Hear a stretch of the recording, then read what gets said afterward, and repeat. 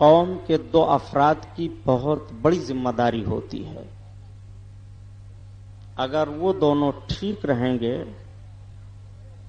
تو قوم ٹھیک رہتی ہے. ایک علماء اور دوسرے امراء، علم والے اور مالدار، اگر یہ دونوں درست رہیں تو قوم درست رہتی ہے. یہ فرمان ہے کہ علماء اور امراء ان دونوں کی ذمہ داریاں کچھ اور ہوتی ہیں، لیکن سب سے پہلے فساد ان میں آتا ہے، قوم بگڑ جاتی ہے. بہرحال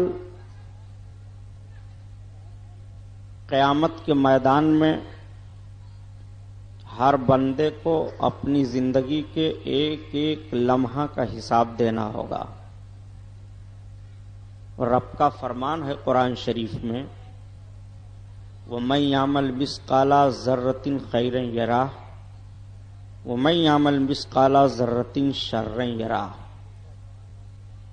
جو ذرہ برابر نیکی کرے گا وہ بھی قیامت کے دن دیکھے گا، اور جو ذرہ برابر گناہ کرے گا وہ بھی قیامت کے دن دیکھے گا. زندگی کے لمحہ لمحہ کا حساب قیامت کے دن ہوگا. ایک سوال یہ پیدا ہوتا ہے کہ کوئی بھی انسان ہو، اچھا ہو برا ہو، مسلم ہو غیر مسلم ہو، کبھی نہ کبھی اس کے ذہن و فکر میں یہ بات ضرور آتی ہے کہ آخرت میں میرا نتیجہ کیا ہوگا. کبھی ضرور وہ سوچ لیتا ہے، یہ انسان کی فطرت ہے کہ وہ نتیجوں پر غور کرتا ہے. یہ اور بات ہے کہ نتیجہ پر غور کرنے کے بعد اس پر وہ عمل کر پاتا ہے کہ نہیں کر پاتا ہے، لیکن کبھی نہ کبھی ضرور وہ سوچتا ہے.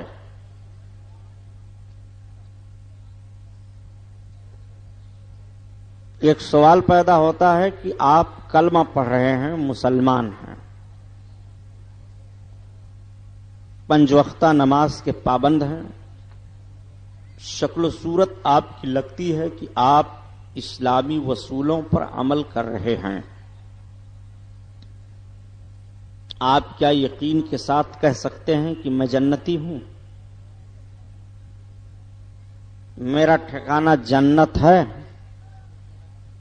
ایک سوال پیدا ہوتا ہے کہ آدمی اپنے آخرت کے نتیجہ پر یقین کیسے کرے؟ اس کو کیسے یقین ہو جائے کہ آخرت میں میرے لیے بھلائی ہے کہ برائی ہے؟ کیا یہ یقین کرنے کا مادہ، سوچنے سمجھنے کی فکر، اس کی ترکیبیں رب کی طرف سے ہیں کہ نہیں ہیں؟ ہیں پیارے. بندہ یہ جان سکتا ہے کہ آخرت میں میرے لیے نتیجہ کیسا ہوگا، نتیجہ اچھا ہوگا کہ نتیجہ برا ہوگا. یہ اس کے بس میں ہے کہ وہ جانے کہ میں جنتی ہوں کہ جہنمی. ایسا نہیں ہے کہ وہ نہیں جان پاتا کہ میں جنت میں جاؤں گا کہ جہنم میں جاؤں گا. وہ جانے گا. اس کے لیے اسلام نے اصول اور ضابطہ رکھا ہے کہ تم اس اصول اور ضابطہ میں اپنے آپ کو پرکھ لو، تمہیں پتہ چل جائے گا کہ تمہارا نتیجہ آخرت میں جنت ہے کہ جہنم ہے. تمہیں پریشان ہونے کی ضرورت نہیں ہے، صرف غور و فکر کرنے کی ضرورت ہے. ہارون رشید ایک بڑے اچھے بادشاہ گزرے ہیں خلفائے عباسیہ میں. ان کو علماء سے بڑی محبت تھی. آج پوری تاریخ ہارون رشید بادشاہ کی پڑھیے تو جگہ جگہ یہ ملتا ہے کہ ان کو عالموں سے بڑی محبت تھی. وہ بڑا احترام کرتے تھے عالموں کا. ان کے دربار میں چوٹی کے علماء، محدث، مفکر، فقہائے کرام ایسی ایسی عظیم شخصیتیں رہتی تھیں کہ جن کو دیکھنے کے لیے ایک مخلوق ترستی تھی. ایک روز بھرے دربار میں ہارون رشید بادشاہ نے ایک سوال کر دیا علماء سے کہ یہ بتائیے کہ میرا ٹھکانہ جنت ہے کہ جہنم؟ تو اب کون کسی کے جنتی یا جہنمی ہونے کی گارنٹی دے گا؟ زیادہ سے زیادہ آپ اتنا کہہ سکتے ہیں کہ اچھائیاں آپ کیجئے تو آپ کا ٹھکانہ جنت ہے، برائیاں کریں گے تو آپ کا ٹھکانہ جہنم. مگر کوئی اپنے لیے خصوصی طور پر یہ مطالبہ کرے کہ بتائیے میرا ٹھکانہ جنت ہے کہ جہنم؟ علماء سن کر کے خاموش رہے. ایک چھوٹا سا بچہ اٹھ کر کے کھڑا ہوا. اس بچہ نے کہا امیر المومنین میں آپ کے سوال کا جواب دوں؟ ہارون رشید بادشاہ نے عالموں کی طرف دیکھا کہ بڑے بڑے عالم بیٹھے ہوئے ہیں، کوئی کچھ نہیں بول رہا ہے، اور ایک چھوٹا سا بچہ میرے سوال کے جواب دینے کے لیے کھڑے ہو کر کے اجازت مانگ رہا ہے. تو ہارون رشید پھر علماء کی طرف مخاطب ہوئے کہ بچے کو اجازت دی جا سکتی ہے سوال کا جواب بتانے کے لیے؟ علماء نے کہا ہاں، کسی بھی سوال کا جواب عمر کی بنیاد پر نہیں ہے بلکہ صلاحیت کی بنیاد پر ہے. اگر اس کے اندر جواب دینے کی صلاحیت ہے تو اس کی عمر چھوٹی ہو یا بڑی ہو اس کو اجازت دی جائے گی. بچے نے بیڑی مت پیو، بجھا بیڑی. بچے نے کہا امیر المومنین ایک بات میں آپ سے پوچھنا چاہتا ہوں. کہا کیا؟ کہا یہ بتائیے آپ چوری کر سکتے ہیں؟ کہا ہاں. کہا اور کوئی بڑا گناہ آپ کر سکتے ہیں؟ کہا ہاں. کہا پھر آپ وہ گناہ کرتے کیوں نہیں؟ تو بادشاہ نے کہا میں اللہ کے خوف سے نہیں کرتا ہوں. بچے نے کہا گناہ کرنے پر طاقت آپ رکھتے ہیں، آپ کو گناہ آپ کرنا چاہیں تو کوئی نہیں روک سکتا، لیکن آپ اس لیے نہیں کر رہے ہیں کہ آپ خدا سے ڈر رہے ہیں. کہا ہاں. کہا امیر المومنین آپ کا ٹھکانہ جنت ہے. سب لوگ بچے کا چہرہ دیکھنے لگے کہ صرف اتنی سی بات پر جنت کی گارنٹی بچے نے دے دی. دلیل کیا ہے؟ بچے نے کہا امیر المومنین رب تعالیٰ قرآن میں بیان فرماتا ہے وَنَهَا النَّفْسَ عَنِ الْهَوَىٰ فَإِنَّ الْجَنَّةَ هِيَ الْمَأْوَىٰ. جس نے اپنے آپ کو خدا کے خوف سے گناہوں سے روکا اس کا ٹھکانہ جنت ہے. رب قرآن میں بیان فرماتا ہے کہ میرے بندے اگر تو نے اپنے آپ کو گناہ سے میرے خوف سے روک لیا تو تیرا ٹھکانہ جنت ہے. سلطان گناہ کرنے پر آپ قادر ہو مگر اس لیے گناہ نہیں کر رہے ہو کہ خدا سے ڈر رہے ہو، اور خدا فرماتا ہے جو بندہ مجھ سے ڈرتا ہے اور میرے ڈر کی وجہ سے وہ اپنے نفس کو روکتا ہے گناہ سے اس کا ٹھکانہ جنت ہے. اس لیے اس آیت کے قانون کے مطابق آپ کا ٹھکانہ جنت ہے. وہی بچہ آگے چل کر کے امام شافعی بنا. وہ حضرت امام شافعی تھے. بچے کی صلاحیت ذرا ملاحظہ فرمائیے. آج یہ بچے پڑھ کر کے فارغ ہوئے ہیں، ابھی انہوں نے عہد و اقرار کیا ہم نماز پڑھیں گے، ہم فاسق فاجر نہیں بنیں گے. فاسق فاجر کا مطلب ہم سے علل اعلان گناہ نہیں ہوگا.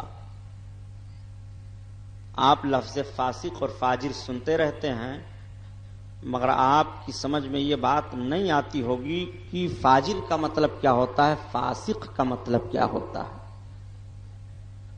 فاسق فاجر کا مطلب جو علل اعلان گناہ کرے، گناہ پر ڈھٹائی کرے، ابھی انہوں نے وعدہ کیا،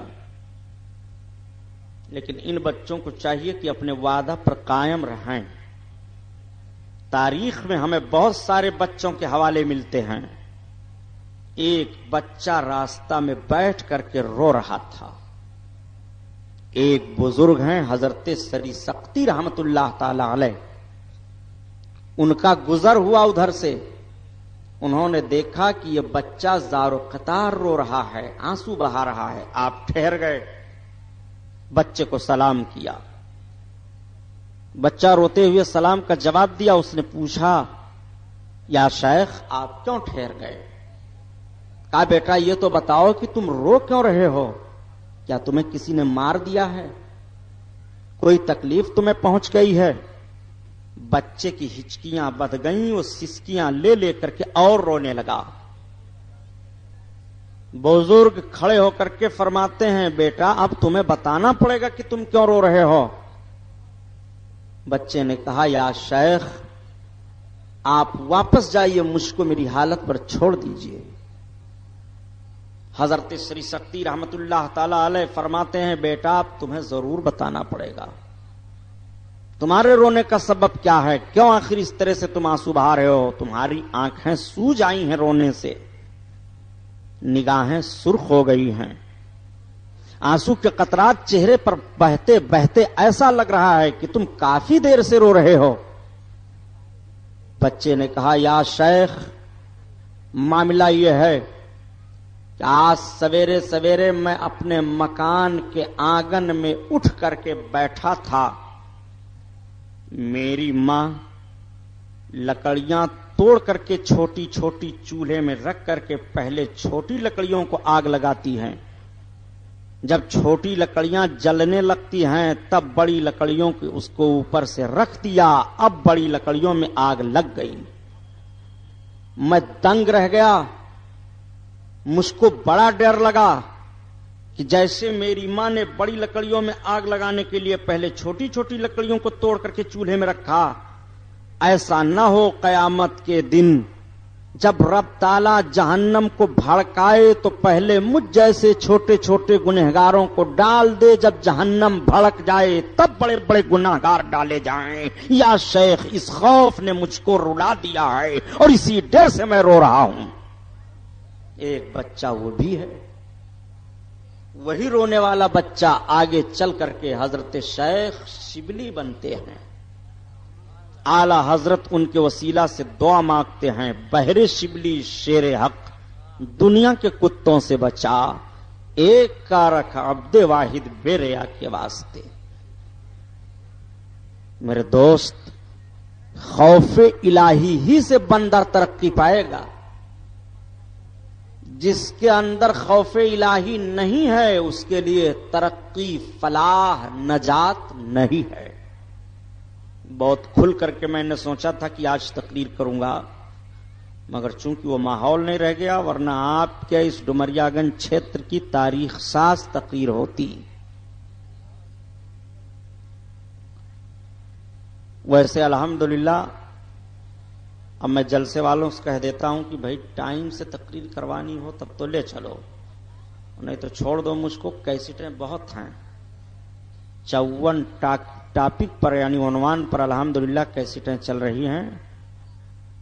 آپ بڑی آسانی کے ساتھ سبحانی صاحب کو سنتے رہیے، آپ کے قریب کیسٹیں مل رہی ہیں۔ وہ عبداللہ نظامی صاحب نظامی بوٹپو ہیں، وہ کافی عنوان پر کیسٹیں رکھے ہیں۔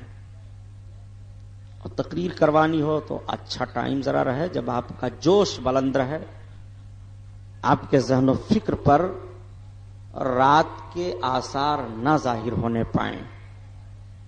بہرحال بات چل رہی تھی خوف الہی کی۔ آپ نے ابھی بیان میں حضرت مولانا مسعود صاحب سے حضرت عمر فاروق اعظم کا واقعہ بہت سنا۔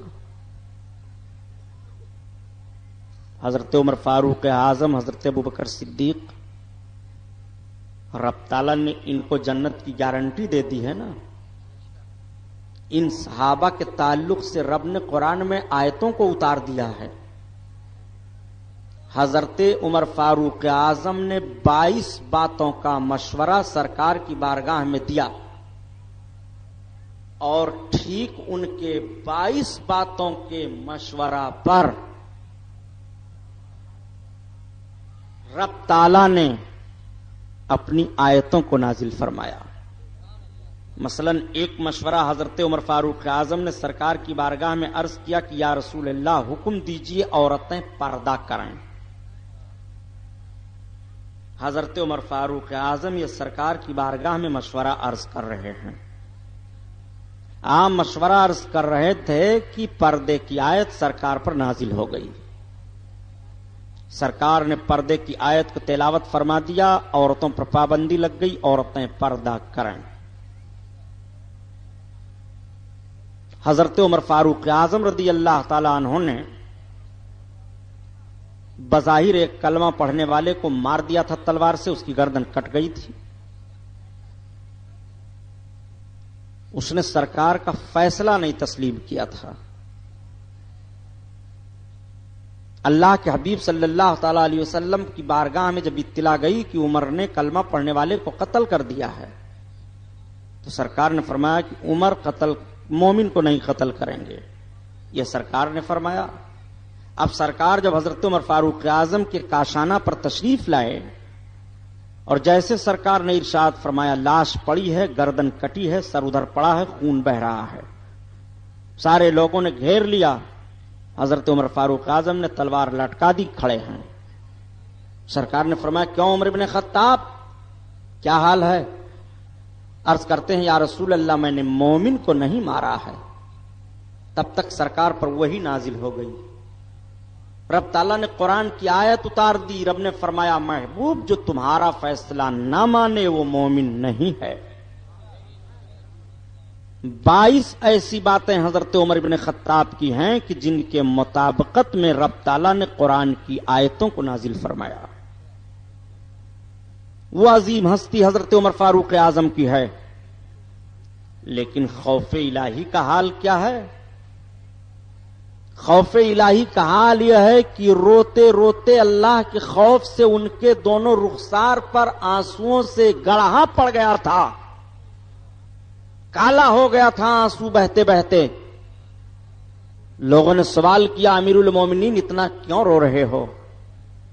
تو آپ کہتے ہیں اے کاش میں کوئی لکڑی ہوتا، لوگ مجھے کاٹ ڈالتے، جلا ڈالتے، میں انسان نہ ہوتا۔ قیامت کے دن اگر رب تعالیٰ مجھ سے حساب لے گا تو میں ڈر رہا ہوں کہ عمر ابن خطاب اپنے رب کے حضور اپنی زندگی کے ایک ایک لمحہ کا حساب کیسے دے گا، اسی خوف نے مجھ کو رلا دیا ہے۔ جن کو جنت کی گارنٹی مل چکی ہے وہ اس طرح سے رو رہے ہیں۔ ہمارا اور آپ کا حال کیا ہے؟ ہمارا آپ کا حال یہ ہے کہ تقریر ہو رہی ہے، عورتیں سر پر چڑھی چلی آ رہی ہیں، یہ غیر محرم ہوں گی اس میں، اور پگڑی باندھے بیٹھے ہوئے ہیں مولانا لوگ، یہ مہرارو لوگ آئی ہیں ہار پھول چڑھانے کے لیے۔ یہ ناجائز ہے، حرام ہے۔ ایک جگہ دارالعلوم میں میں گیا جلسہ میں، پگڑی باندھ کر کے جب میں اپنے کمرے پر گیا تو نہیں کہنا چاہیے معاذ اللہ، استغفر اللہ، رب تعالیٰ محفوظ رکھے، پگڑی باندھ کر کے لڑکیوں کے ساتھ فوٹو کھنچا رہے ہیں۔ نکلا میں کمرے سے، ڈانٹا، اس کے بعد ذمہ دار کو بلایا، اور بہت بڑا ادارہ ہے وہ ہندوستان کا، یہ حال ہے۔ سال میں کم سے کم 300-400 مولویوں اور حافظوں کے سروں پر پگڑی باندھنے کے جلسوں میں شریک ہوتا ہوں، لیکن اب مدرس تلاش کرنے لگی ہے ایک تو بڑی دقتوں کا سامنا ہے۔ اسی لیے میں نے کہا تھا کہ ہم کو بننا ہے نشان راہ منزل دوستو، ہم اگر بھٹکے تو کتنے کارواں کھو جائیں گے۔ آپ کے اوپر ذمہ داریاں عائد ہوتی ہیں، عورتوں کو چاہیے کہ پردہ کریں۔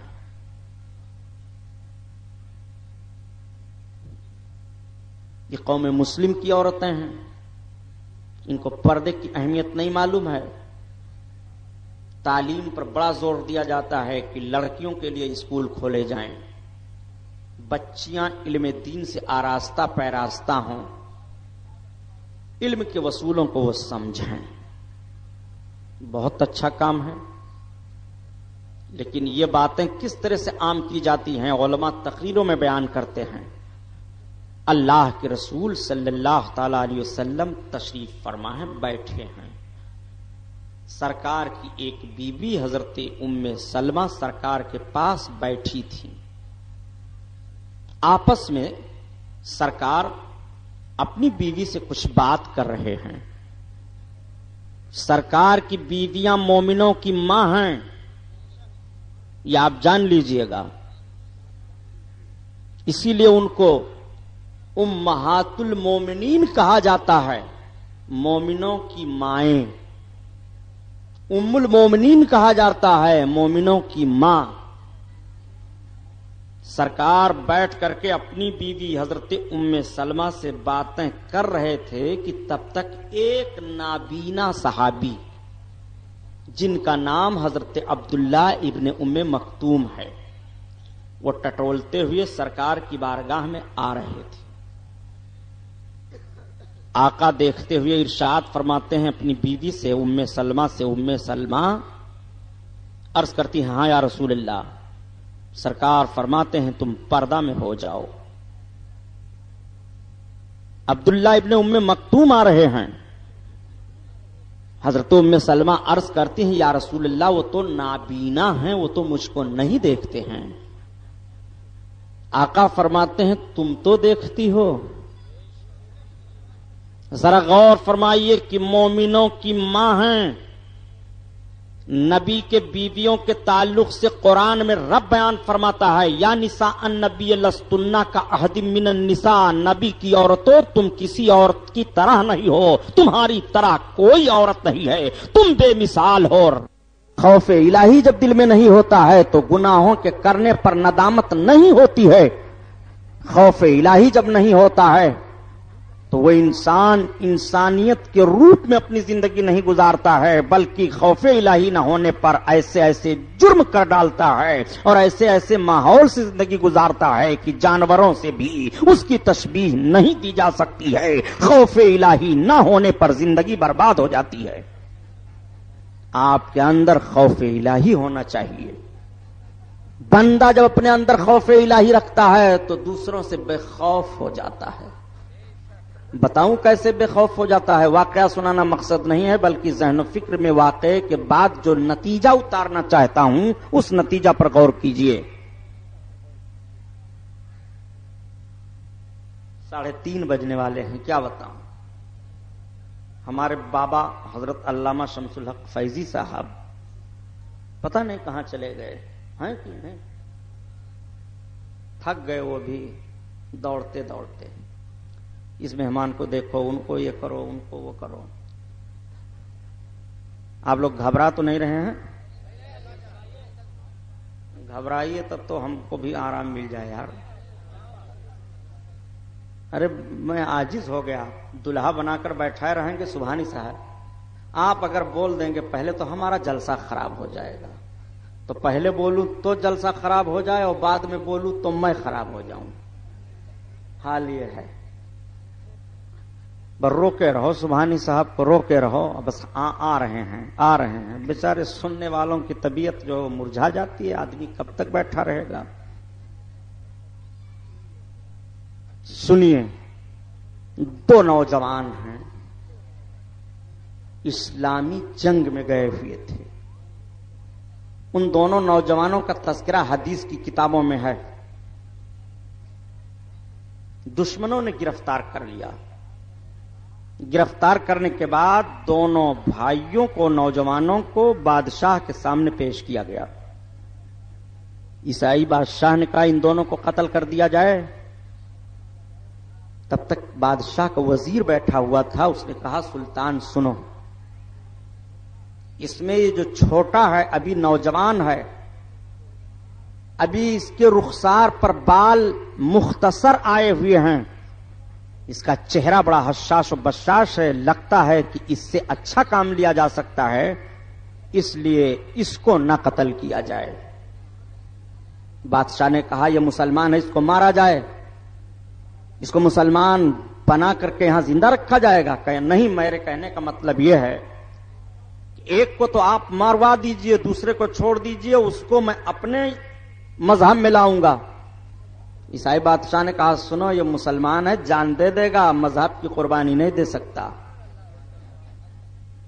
کہا بادشاہ وہ میری ذمہ داری ہے، ابھی یہ نوجوان ہے، میں اس کے ذہن و فکر کو اپنے دھرم کی طرف پھیر لوں گا۔ بادشاہ نے کھول رہا تھا تیل قیدیوں کو سزا دینے کے لیے، چھوٹے بھائی کے سامنے بڑے بھائی کو کھولتے ہوئے تیل میں ڈلوا دیا۔ کھولتے ہوئے تیل میں جب وہ نوجوان ڈالا گیا، کلمہ پڑھتے ہوئے نوجوان تیل میں چھلانگ لگا دیتا ہے، کھال گوشت ادھر کر کے اوپر آ گئے، ہڈیاں نیچے چلی گئیں۔ اس طرح سے اس شہید کے لاش کا حال ہوا۔ نوجوان کی آنکھیں دیکھ رہی ہیں، نوجوان ایسی بھیانک سزا دیکھتے ہوئے اس کے ماتھے پر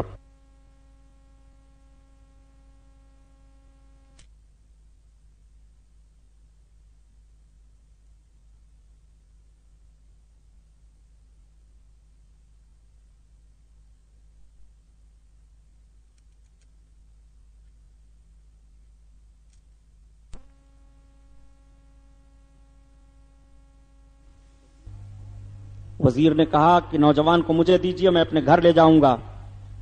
وزیر لے آیا۔ وزیر کے پاس ایک اتنی حسین و جمیل خوبصورت لڑکی تھی، اس کو اسی پر ناز تھا کہ بڑے بڑے شہزور، بڑے بڑے جنرل ہماری بیٹی کو دیکھنے کے لیے ترستے ہیں، اور یہ تو ایک معمولی سپاہی ہے۔ میں اپنی بیٹی کی ذمہ داری سونپ دوں گا کہ تم اپنے کسی بھی حکمت سے اس نوجوان کے ذہن و فکر کو اپنے مذہب کی طرف پھیرو۔ وزیر نے اپنی لڑکی سے کہا بیٹی دیکھو یہ مسلمان قیدی ہے، فوج سے گرفتار کیا گیا ہے، اس کا ایک اور بھائی تھا ساتھی، اس کو ابھی تیل میں ڈال کر کے ختم کر دیا گیا۔ بادشاہ اس کو بھی تیل میں ڈلوا دیتا، لیکن اس کے چہرے مہرے سے ایسا لگ رہا ہے کہ بڑا سنجیدہ نوجوان ہے، اس سے اچھا کام لیا جا سکتا ہے حکومت کا۔ بیٹی میں نے تمہاری ذمہ داری پر اس کو لے لیا ہے، اب تم کسی بھی حکمت عملی سے اس کے ذہن و فکر کو اپنی طرف پھیرتے ہوئے اپنے مذہب کی طرف پھیر لو۔ لڑکی نے نوجوان کے چہرے کو دیکھا اور باپ کے سامنے اقرار کیا کہ ٹھیک ہے۔ نوجوان کو ایک کوٹھری میں کر دیا گیا۔ نوجوان اپنے رب کو یاد کر رہا ہے۔ نوجوان کا یہ ایمان و عقیدہ ہے کہ موت برحق ہے، اور موت کے اسباب جو ہیں وہ بھی برحق ہیں۔ موت کس سبب سے آئے گی اسے بھی کوئی نہیں ٹال سکتا، موت جب آئے گی اسے بھی کوئی نہیں ٹال سکتا۔ اگر کسی کو ایکسیڈنٹ کے ذریعہ سے مرنا ہے تو ایکسیڈنٹ ہوگا، جل کر کے مرنا ہے تو جل کر کے مرے گا، کسی کے قتل کے ذریعہ سے مرنا ہے تو قتل کیا جائے گا، بیماری کے ذریعہ سے مرنا ہے تو بیمار ہوگا، یوں ہی اچانک مرنا ہے تو اچانک مرے گا۔ موت بھی برحق ہے اور موت کے اسباب بھی برحق ہیں۔ نوجوان بے فکر ہے کہ اگر میری موت ہے تو کوئی بچا نہیں سکتا، اور موت نہیں ہے تو کوئی مار نہیں سکتا۔ نوجوان اپنے رب کی یاد میں ہے، اچانک دروازہ کھلا، چراغ کی مختصر روشنی ہے، نوجوان کی نگاہ اٹھی، نوجوان نے فوراً اپنی نگاہ کو نیچی کر لیا، اٹھ کر کے کھڑا ہوا، نماز نیت باندھ لی۔ لڑکی ادھر جاتی ہے ادھر جاتی ہے، سامنے کھڑی ہوتی ہے، دائیں کھڑی ہوتی ہے، بائیں کھڑی ہوتی ہے، واپس آ گئی۔ رات ختم ہو گئی، باپ نے پوچھا بیٹی کیا ہوا؟ کا معاملہ یہ ہے کہ آج رات مجھے ایسا لگتا ہے کہ اس نوجوان کی عبادت کی رات تھی۔ اس طرح کا معاملہ ہوا، اپنے باپ سے اس نے بیان کیا، آج رات میں اپنا کام کر دوں گی۔ جب دوسری رات آئی تو پھر اسی کرتب کے ساتھ وہ لڑکی پہنچی۔ ذرا جو نوجوان ہیں میں ان نوجوانوں کے ذہن و فکر کو لوں گا کہ رات کی تنہائی ہو، خلوت ہو، ایسے حال میں کوئی مہجبی تمہارے پاس پہنچ کر کے تمہیں گناہ کی دعوت دے دے تو تمہیں اپنے نفس پر کتنا کنٹرول رہے گا؟ مجھے بتاؤ۔ وہ کیسا مقدس نوجوان ہے کہ جان کے لالے پڑے ہوئے ہیں، ایسے ماحول میں وہ لڑکی جاتی ہے، نوجوان کی نگاہ پھر اٹھی، نگاہ اس نے پھیر لی، پھر نماز پڑھنا شروع کر دیا۔ لڑکی سوچ رہی ہے کہ یہ انسان ہے کہ کوئی فرشتہ ہے، اس کے جسم کے اندر کوئی گرمی ہے کہ نہیں، یہ کیسا انسان آ گیا ہے؟ اس کے دل میں ایک عجیب کیفیت پیدا ہوئی۔ جب تیسری رات آئی تو لڑکی پھر آتی ہے واپس، پھر اس نے وہی حرکت نوجوان کی دیکھی تو لڑکی بول پڑی، نوجوان، میں اپنے حسن اور اپنے حکمت کے ذریعہ سے تجھے تو اپنی طرف نہ پھیر پائی، لیکن تیرے زندگی کے مقدس عمل نے مجھ کو تیرے دھرم کی طرف پھیر لیا ہے۔ اب تو ہماری طرف گناہ کی نیت سے نہیں بلکہ اپنے دھرم میں مجھے داخل کرنے کی نیت سے اپنی نگاہ اٹھا دے۔ نوجوان نماز پوری کرنے کے بعد لڑکی کو کلمہ پڑھاتا ہے، اور کلمہ پڑھانے کے بعد اعلان کر دیتا ہے کہ تم کلمہ پڑھ کر کے مسلمہ تو ضرور بن گئی ہو، مگر پھر بھی ہمارے لیے تم غیر محرم ہو۔ لڑکی نے کہا، میں غیر محرم تو ضرور ہوں، لیکن اب میں یہاں رہنا نہیں چاہتی ہوں، میں تمہیں بھی اس کوٹھری سے خلاصی دلاتی ہوں اور خود میں یہاں سے نکلنا چاہتی ہوں۔ وہی لڑکی دو سواریوں کو منگاتی ہے اور دونوں سواری پر سوار ہو کر کے وہاں سے نکل جاتے ہیں۔ عرض کرنے کا مطلب یہ ہے کہ تاریخ کا مطالعہ کرو۔ نوجوان خلوت میں ہے، کالی کوٹھری میں ہے، مگر اپنے زندگی کے تقدس سے مذہب اسلام کا فروغ دے رہا ہے۔ اور جس لڑکی نے عیاشی کا ذہن دینا چاہا تھا، اپنے مذہب کی طرف پھیرنا چاہا تھا اور اس کے تقدس کو پامال کرنا چاہا تھا اور اسلام کے چہرے پر کالک لگانے کی کوشش کی تھی، نوجوان کے مقدس عمل نے ذہن و فکر دے دیا کہ اسلام کی فطرت میں قدرت نے لچک دی ہے، یہ اتنا ہی ابھرے گا جتنا اسے دباؤ گے۔ آپ ذرا اندازہ لگائیے، ایک نوجوان یہ بھی ہے، ایک نوجوان ہم اور آپ ہیں۔ تو ماچس کے کھوکھے پر اگر کسی عورت کی تصویر ہو تو اسی کو بڑے غور سے دیکھتے ہیں، مست رہتے ہیں جیسے بھوک پیاس سب ختم ہے مزاج کی نہیں۔ اور اگر دل میں خوف الہی ہو تو مالدار حضرات بالکل نشہ میں ہیں، مجھ کو کوئی غم نہیں ہے۔ آپ کی دولت آپ کو خوف الہی سے نہیں بچا سکتی ہے، جہنم سے آپ نہیں بچ پاؤ گے۔ ہاں، دولت کی بنیاد پر جہنم سے بچ جاؤ گے جس دولت میں خوف الہی ہو،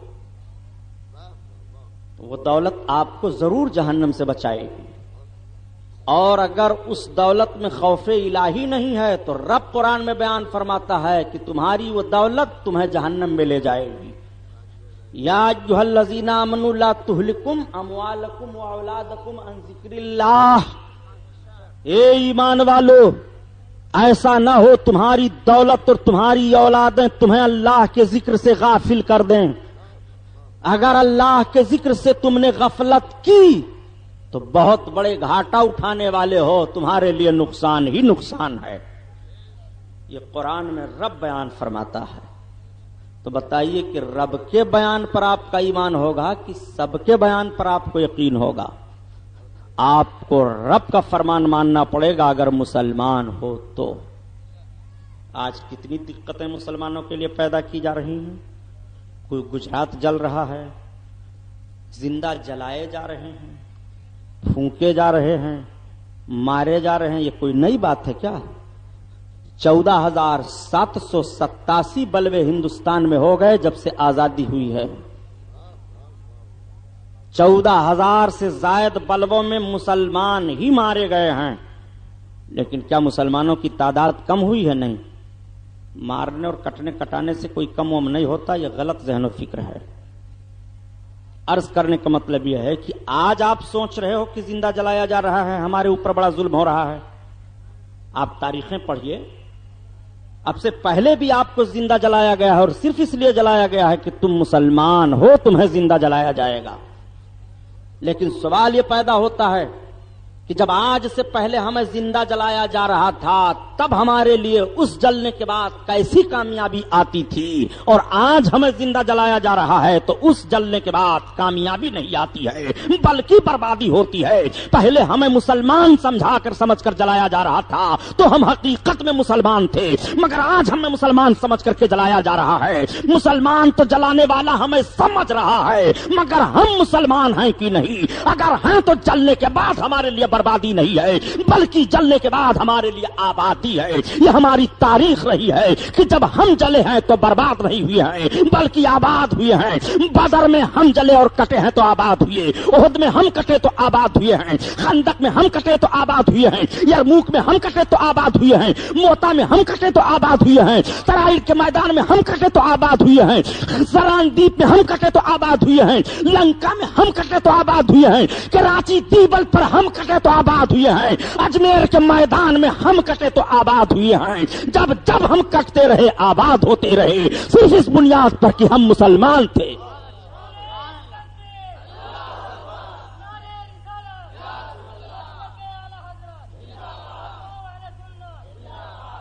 آپ ذرا تاریخ کا جائزہ تو لو، یہ ہندوستان ہے، گجرات جل رہا ہے، مگر اسی گجرات کی تاریخ تھوڑے اور آگے بڑھ کر کے پڑھیے۔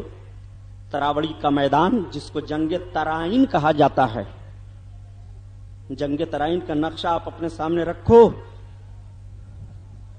3,70,000 فوج تھی راجا پتھورا کی، اور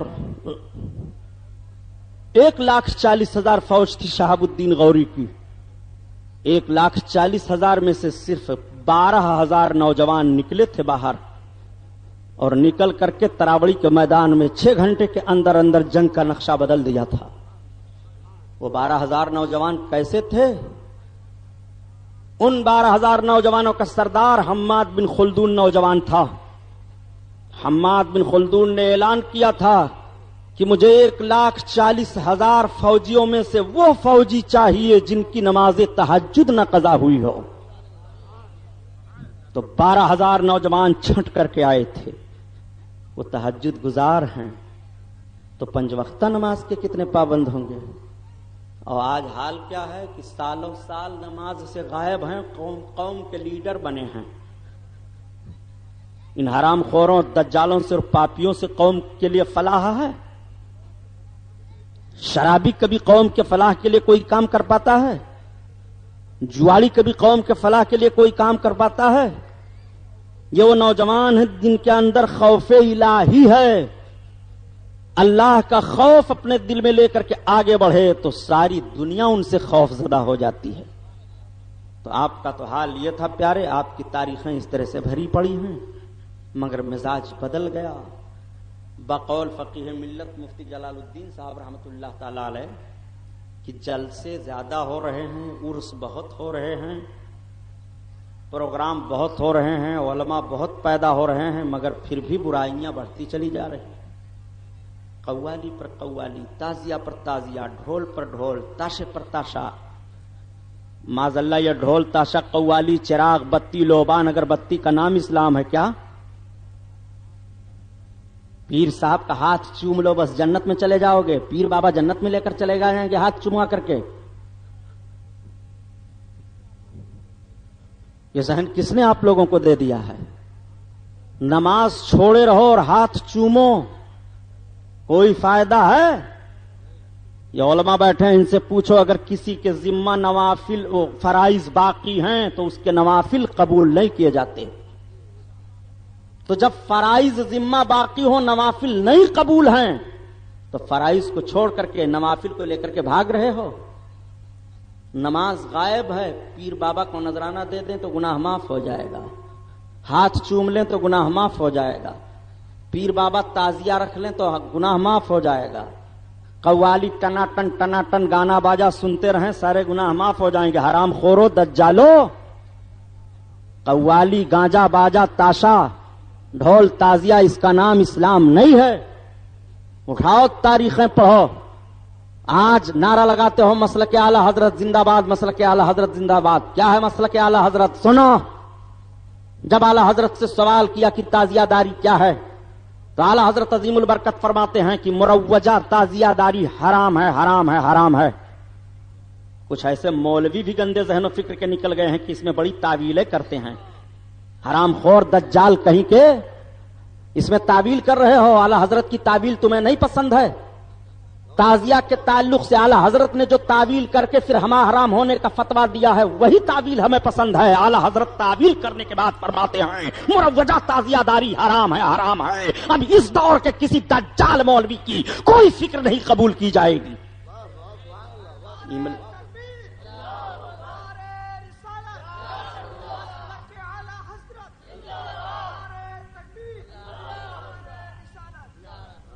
ہم بڑے خاندان کے ہیں، ہمارا ہاتھ چوم لو تو تمہارے گناہ معاف ہو جائیں گے، اور سب چمار ہیں جتنے مسلمان ہیں۔ اسلام میں ذات پات پر بڑائی ہے کیا؟ علماء بیٹھے ہیں، پوچھو ان سے۔ اسلام کو ببھنوٹا مزاج مت بناؤ، اسلام میں ذات پات کی کوئی بڑائی نہیں ہے۔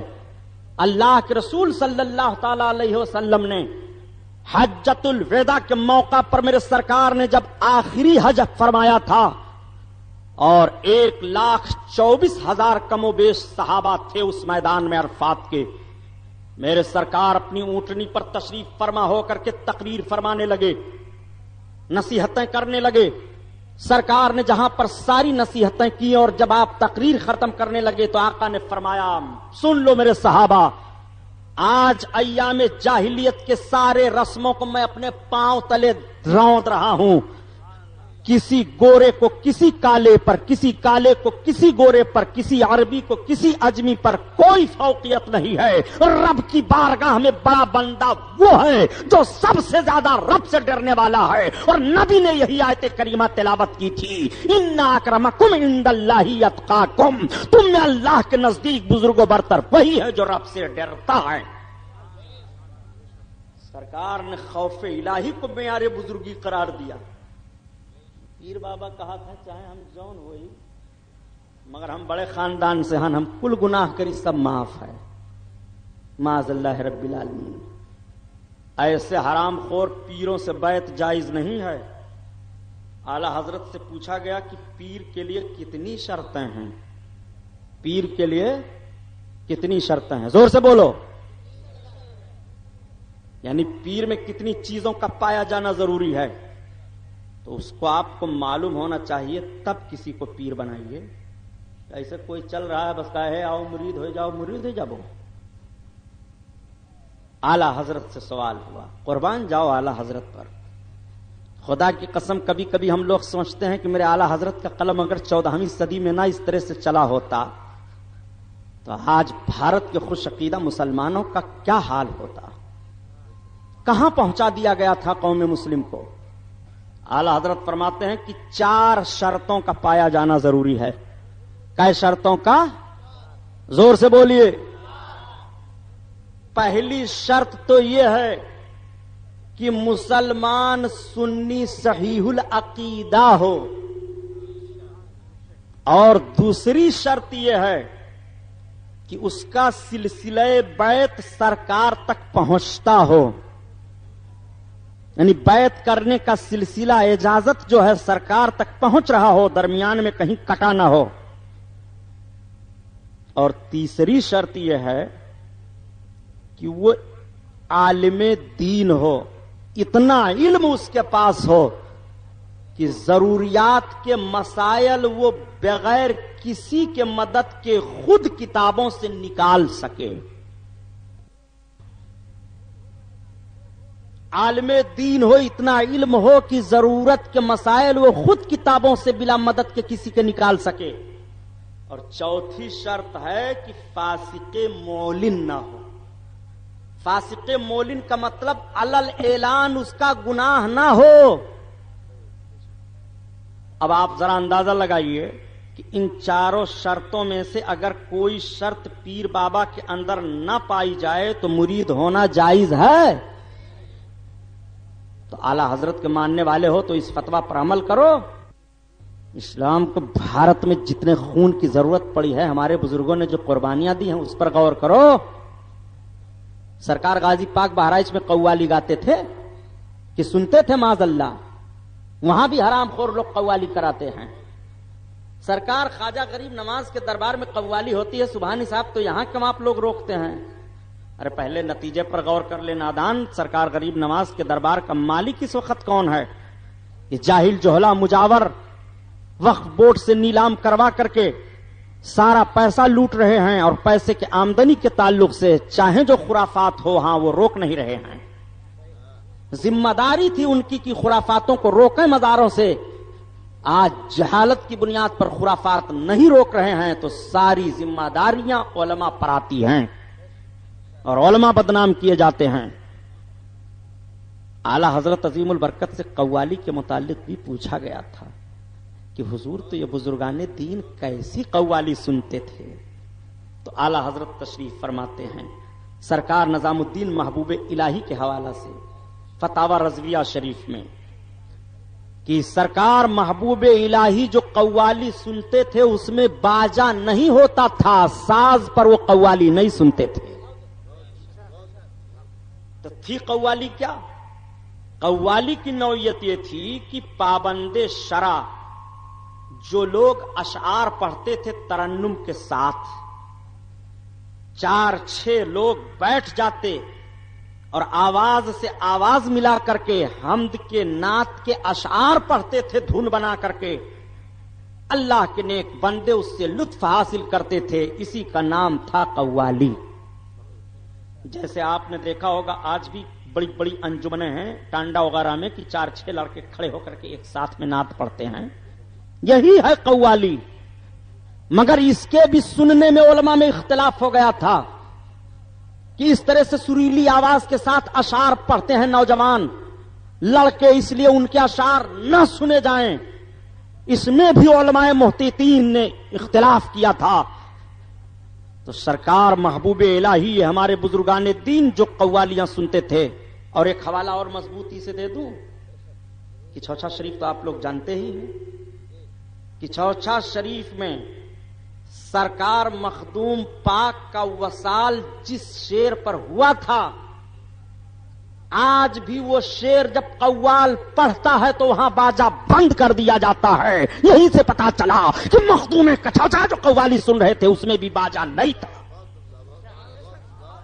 اس لیے کہ جن اشعار پر مخدوم پاک کا وصال ہوا ہے وہ اشعار جب پڑھے جاتے ہیں تو قوال وہاں باجا بند کر دیتا ہے. کتنے حوالے دیے جائیں؟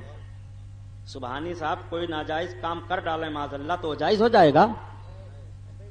ہاں ہماری عوام جو ہے ہم جیسے لوگوں کو کوئی کام کرتا ہوا دیکھ کر کے ڈھیٹ ہو جاتی ہے کہ جب یہ لوگ یہ کام کر رہے ہیں تو کوئی گنجائش ضرور ہوگی. اس لیے کہ سب سے زیادہ رب سے ڈرنے والی یہی جماعت ہیں. تو یہ جماعت جب یہ کام کر رہی ہے تو کوئی گنجائش ضرور ہوگی. اس لیے ہمارے کام کو دیکھتے ہوئے سند بنا لیتی ہے عوام، اور عوام بھی وہی کام کرنے لگتی ہے. ہم کو بننا ہے نشان راہ منزل دوستو. ہم اگر بھٹکے تو کتنے کارواں کھو جائیں گے. ایک بات اور بتا دوں، خوف الہی ہو تو آپ یہ حرکت نہیں کریں گے. سبحانی صاحب بہت سنجیدگی سے بیان کیجئے گا، کسی بھی وہابی دیوبندی شیعہ کا نام نہ لیجئے گا. کیوں بھائی؟ کیوں نہ نام نہ؟ وہ روک نہیں رہے ہیں. ذمہ داری تھی ان کی کہ خرافاتوں کو روکیں مزاروں سے. آج جہالت کی بنیاد پر خرافات نہیں روک رہے ہیں تو ساری ذمہ داریاں علماء پر آتی ہیں اور علماء بدنام کیے جاتے ہیں. اعلی حضرت عظیم البرکت سے قوالی کے متعلق بھی پوچھا گیا تھا کہ حضور تو یہ بزرگان دین کیسی قوالی سنتے تھے؟ تو اعلی حضرت تشریف فرماتے ہیں سرکار نظام الدین محبوب الہی کے حوالہ سے فتاوی رضویہ شریف میں کہ سرکار محبوب الہی جو قوالی سنتے تھے اس میں باجا نہیں ہوتا تھا، ساز پر وہ قوالی نہیں سنتے تھے. تو تھی قوالی کیا؟ قوالی کی نوعیت یہ تھی کہ پابند شرع جو لوگ اشعار پڑھتے تھے ترنم کے ساتھ، 4-6 لوگ بیٹھ جاتے اور آواز سے آواز ملا کر کے حمد کے نعت کے اشعار پڑھتے تھے دھن بنا کر کے. اللہ کے نیک بندے اس سے لطف حاصل کرتے تھے، اسی کا نام تھا قوالی۔ جیسے آپ نے دیکھا ہوگا آج بھی بڑی بڑی انجمنیں ہیں ٹانڈا وغیرہ میں کہ 4-6 لڑکے کھڑے ہو کر کے ایک ساتھ میں نعت پڑھتے ہیں، یہی ہے قوالی۔ مگر اس کے بھی سننے میں علماء میں اختلاف ہو گیا تھا کہ اس طرح سے سریلی آواز کے ساتھ اشعار پڑھتے ہیں نوجوان لڑکے، اس لیے ان کے اشعار نہ سنے جائیں۔ اس میں بھی علماء محتیطین نے اختلاف کیا تھا۔ تو سرکار محبوب الہی ہمارے بزرگان دین جو قوالیاں سنتے تھے، اور ایک حوالہ اور مضبوطی سے دے دوں کہ چوچھا شریف تو آپ لوگ جانتے ہی ہیں کہ چوچھا شریف میں سرکار مخدوم پاک کا وصال جس شعر پر ہوا تھا، آج بھی وہ شعر جب قوال پڑھتا ہے تو وہاں باجا بند کر دیا جاتا ہے۔ یہیں سے پتا چلا کہ مخدوم کا چوچھا جو قوالی سن رہے تھے اس میں بھی باجا نہیں تھا، اس لیے کہ جن اشعار پر مخدوم پاک کا وصال ہوا ہے وہ اشعار جب پڑھے جاتے ہیں تو قوال وہاں باجا بند کر دیتا ہے۔ کتنے حوالے دیے جائیں؟ سبحانی صاحب کوئی ناجائز کام کر ڈالے معاذ اللہ تو جائز ہو جائے گا؟ ہاں، ہماری عوام جو ہے، ہم جیسے لوگوں کو کوئی کام کرتا ہوا دیکھ کر کے ڈھیٹ ہو جاتی ہے کہ جب یہ لوگ یہ کام کر رہے ہیں تو کوئی گنجائش ضرور ہوگی، اس لیے کہ سب سے زیادہ رب سے ڈرنے والے یہی جماعت ہیں، تو یہ جماعت جب یہ کام کر رہی ہے تو کوئی گنجائش ضرور ہوگی، اس لیے ہمارے کام کو دیکھتے ہوئے سند بنا لیتی ہے عوام، اور عوام بھی وہی کام کرنے لگتی ہے۔ ہم کو بننا ہے نشان راہ منزل دوستو، ہم اگر بھٹکے تو کتنے کارواں کھو جائیں گے۔ حضرت علی رضی اللہ تعالیٰ عنہ کی ایک کافر سے کشتی ہو گئی، آپ نے اس کافر کو پٹخ دیا، جب پٹخا اور یہ ہوا کہ خنجر نکال کر کے مارے اس کو تو اس نے حضرت علی کے اوپر تھوک دیا۔ جیسے حضرت علی کے اوپر تھوکا آپ اٹھ کر کے کھڑے ہو گئے، چھوڑ دیا اس کو۔ وہ تعجب میں پڑ گیا، اس نے کہا علی کہاں؟ ہاں کہ آپ کے اوپر میں نے تھوک دیا اور آپ نے مجھ کو چھوڑ دیا، آپ کو تو مجھے مار ڈالنا چاہیے۔ تو ایک جملہ فیضی صاحب میں عرض کروں گا، لوگ کہتے ہیں کہ بہادر وہ ہے جو کسی کو مار ڈالے، بہادر وہ ہے جو جذبات پر قابو پا لے۔ بہادر وہ ہے جو جذبات پر قابو پا لے۔ جب آپ نے اس کافر کو پٹخا تھا اور اس نے آپ کے اوپر تھوکا تھا تو نفس کا جوش تو یہ ہوتا ہے کہ اس نے میرے اوپر تھوک دیا، مار ڈالو اسے، لیکن حضرت علی اپنے نفس کے جوش پر غالب آ جاتے ہیں اور چھوڑ دیتے ہیں۔ جب اس نے کہا علی آپ نے چھوڑا کیوں؟ آپ کو تو مار ڈالنا چاہیے، تو آپ کہتے ہیں سن، جب میں نے تجھے پہلے پٹخا تھا اور مارنے جا رہا تھا تو صرف اس بنیاد پر مارنے جا رہا تھا تو کہ کافر ہے، اور جب تو نے میرے اوپر تھوک دیا تو میرے نفس کو غصہ آیا۔ اب اگر اس حالت میں تجھے مار دیتا تو اپنے نفس کے لیے مارتا، مجھے کوئی ثواب نہ ملتا۔ اس نے کہا علی میں جان گیا مذہب اسلام کے حق ہونے کی یہی پہچان ہے، اب مجھے اسلام میں داخل کیجئے، کلمہ پڑھائیے۔ لیکن نہ تم صدمے ہمیں دیتے، نہ یوں فریاد ہم کرتے، نہ کھلتے راز سربستہ، نہ یوں رسوائیاں ہوتی۔ ہم کو بننا ہے نشانے راہ منزل دوستو، ہم اگر بھٹکے تو کتنے کارواں کھو جائیں گے۔ سرکار غوث اعظم پیر پیرا میرے میرا شاہ جیلا، بڑے پیر دستگیر رضی اللہ تعالیٰ عنہ، جن کا مقام و مرتبہ اتنا بلند ہے، اتنا بلند ہے خدا کی قسم کہ سرکار غوث پاک رضی اللہ تعالیٰ عنہ کو اپنے رب کی طرف سے یہ اعزاز ملتا ہے، اے عبد القادر، جو تجھ سے محبت کرے گا جب تک اسے توبہ کی توفیق نہیں مل جائے گی تب تک اس پر موت نہیں طاری ہوگی۔ وہ درجہ بڑے پیر کا ہے۔ بڑے پیر کے تعلق سے سرکار اعلی حضرت فرماتے ہیں کہ میرے غوث پاک متقیوں کے امام ہیں، نقیوں کے امام ہیں، پاکیزہ لوگوں کے امام ہیں۔ غوث اعظم اماموں تو قاونوں کا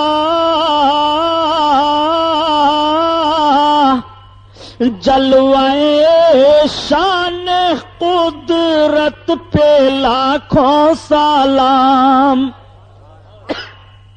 غوث پاک کا تو اتنا اونچا مرتبہ ہے کہ سارے حاجی لوگ حج کرنے جاتے ہیں تو کعبہ کا طواف کرتے ہیں، اور کعبہ کس کا طواف کرتا ہے؟ تو اعلی حضرت سے پوچھو۔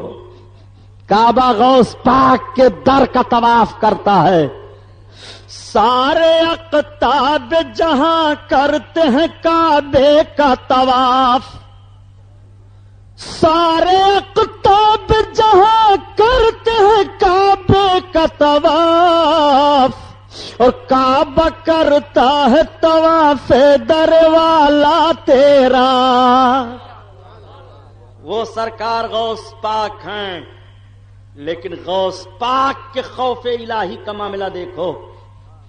سرکار غوث پاک جب اسی کعبہ کی چوکھٹ پر اپنے سر کو رکھتے ہیں تو آنکھیں بھیگ جاتی ہیں، آنسو بہنے لگتے ہیں، اور عرض کرتے ہیں اے پروردگار، عبد القادر تیری بارگاہ میں یہ عرض کر رہا ہے کہ کل قیامت کے دن اپنے بخشے ہوئے بندوں کے سامنے عبد القادر کو رسوا نہ کرنا۔ خوف الہی کا عالم یہ ان کے لیے ہے جن کا نام لے لو تو توبہ کی توفیق مل جائے، جن کا نام لے لو تو بلائیں ٹل جائیں، جن کا نام لے لو تو روزی میں برکت ہو جائے، جن کا نام لیتے رہو تو ایمان کی حفاظت ہوتی رہے۔ وہ ایسی شخصیتیں ہیں جن کے خوف کا عالم یہ ہے کہ رب کے خوف سے خلوت میں رہیں تو رو رہے ہیں، جلوت میں رہیں تو رو رہے ہیں، مریدوں میں رہیں تو رو رہے ہیں، اپنوں میں رہیں تو رو رہے ہیں، غیروں میں رہیں تو رو رہے ہیں۔ زندگی کے ہر لمحہ پر خوف الہی ہے۔ یہ وہ بندے ہیں جن کے لیے جنت کی گارنٹی ہے۔ تو ہم کو اور آپ کو کیسا رہنا چاہیے پیارے؟ اس لیے سوچو، غوث کا دامن نہیں چھوڑیں گے تو غوث کے اصولوں پر عمل کرنا ہوگا۔ حضرات، دینی اصولوں پر عمل کریں۔ یہ زندگی چند دن کے لیے ہے پیارے، مرنے کے بعد ذرہ ذرہ کا حساب و کتاب دینا ہے۔ قرآن میں رب بیان فرماتا ہے وَالْعَاقِبَةُ لِلْمُتَّقِينَ، اور آخرت میں اچھا انجام پرہیزگاروں کے لیے ہے۔ اس لیے پرہیزگار بن کر کے جیو اور پرہیزگار بن کر کے مرو۔ یہ دارالعلوم اہل سنت نور العلوم زندہ باد۔ اب پتہ ہے رضا انٹرپرائزز، دکان نمبر 3، چھوٹا سوناپور، نزد اکبر پیر بھائی کالج، مولانا شوکت علی روڈ، ممبئی نمبر 8، ٹیلی فون نمبر 30